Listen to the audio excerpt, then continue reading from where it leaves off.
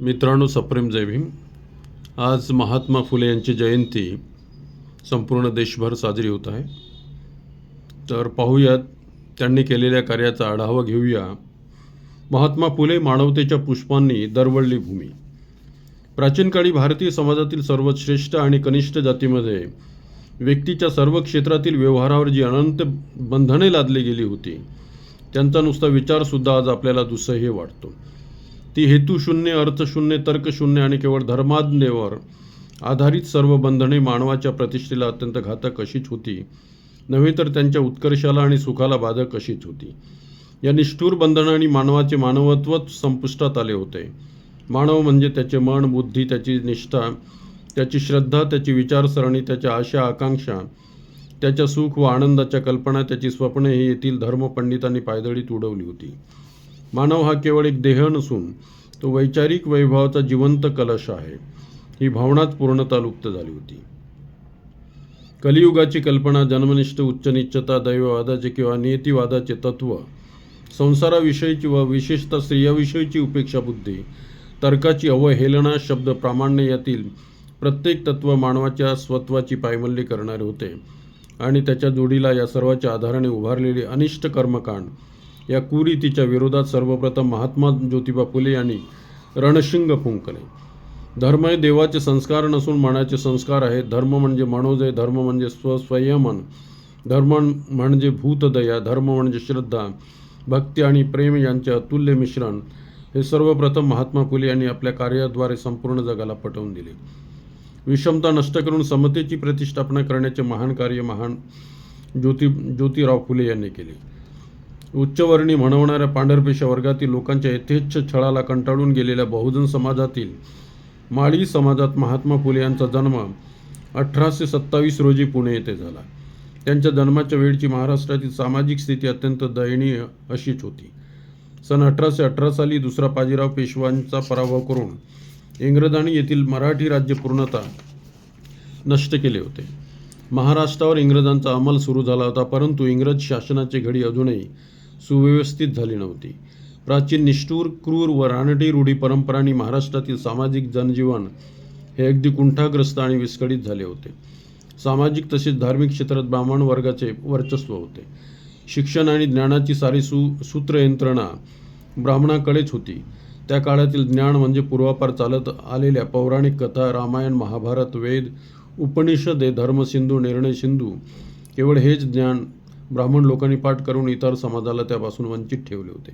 प्रवचन, कीर्तन, भजन वगैरेच्या द्वारे ऐकून मिळालेले तेवढेच ज्ञान, वैज्ञानिक, भौतिक, शास्त्रीय ज्ञान आणि तंत्रज्ञानावर आधारित ज्ञान यापैकी काहीच नव्हते. लिहिण्या वाचण्याच्या भानगडीत इतर समाज पडत नव्हता, नव्हे तर ब्राह्मणांनी इतर समाजाला विद्याच ग्रहण करू दिले नाही. त्यामुळे तो बहुजन समाज निरंतर निरक्षर राहिला. धार्मिक बाबतीत ब्राह्मणांचे वर्चस्व निर्बाध होते, त्यामुळे त्यांनी सहस्त्र देव निर्माण केले होते व रूढ पद्धतीने त्यांची पूजा अर्चना अखंडपणे सुरू होती, आजही आहे. स्त्रियांची अवस्था या काळात अत्यंत शोचनीय झाली होती. त्यांना एक प्रकारच्या गुलामगिरीतच ब्राह्मणांनी सोडून दिले होते. आचार, धर्म आणि विषम समाजरचना यांचे शूद्र, अस्पृश्य यासह हीन गणलेल्या जातीवर जसे अत्यंत अनिष्ट परिणाम झाले, तसेच स्त्री जीवनावरही त्याचे अत्यंत घृणास्पद आणि घातक परिणाम झाले. अस्पृश्य जातीप्रमाणे स्त्रियांनाही या समाजात काहीच प्रतिष्ठा नव्हती. त्यांचे जगणे म्हणजे जिवंतपणीच नरक यातना भोगण्यासारखे होते.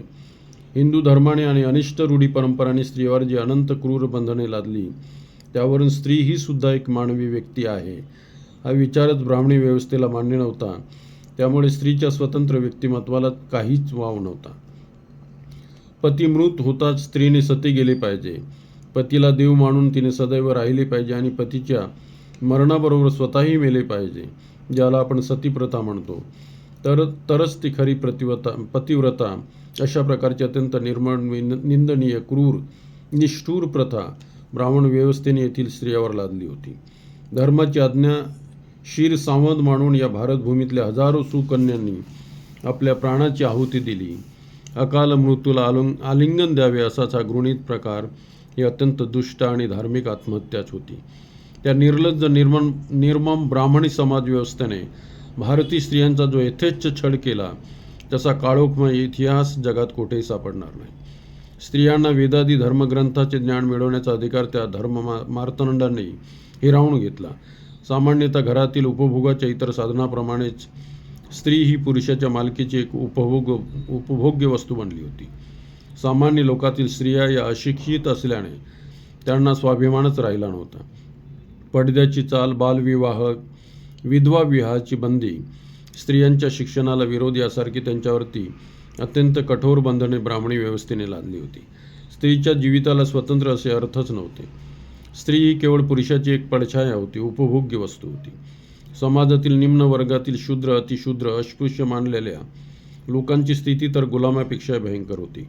पूर्वीच्या काळी माणसांची जनावरांप्रमाणेच खरेदी विक्री व्हायची. जी मालके त्यांच्या खरेदी करायची ती त्यांना गुलाम म्हणून वागवायची. अस्पृश्यांची स्थिती त्याहूनही वाईट होती. पेशवाईनंतर अस्पृश्यांची सावली पडलेली सुद्धा त्यांना सहन होत नव्हती.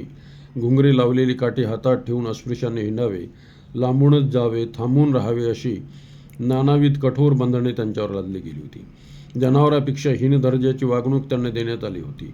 प्रखर जातीभेद, कर्मकांड, मूर्तिपूजा, सतीप्रथा, जुनी शाब्दिक विद्या, तज्जन्य शब्द प्रामाण्य या इत्यादी घातक रूढीच्या विरोधात महात्मा फुले यांनी बंड केले. भटा भिक्षुकांच्या शक्तीमुळे पतीच्या चितेवर नाईलाजाने अत्यंत दीनपणे बळी जाणाऱ्या अबलांकडे पाहून महात्मा फुलेंच्या जीवाचा केवढा तडफडाट झाला असेल याची कल्पना न केलेली बरी. त्यांनी स्त्रियांना दास्यात ठेवणाऱ्या निर्लज्ज रूढी परंपरेच्या विरोधात महाराष्ट्रात चळवळ उभी केली.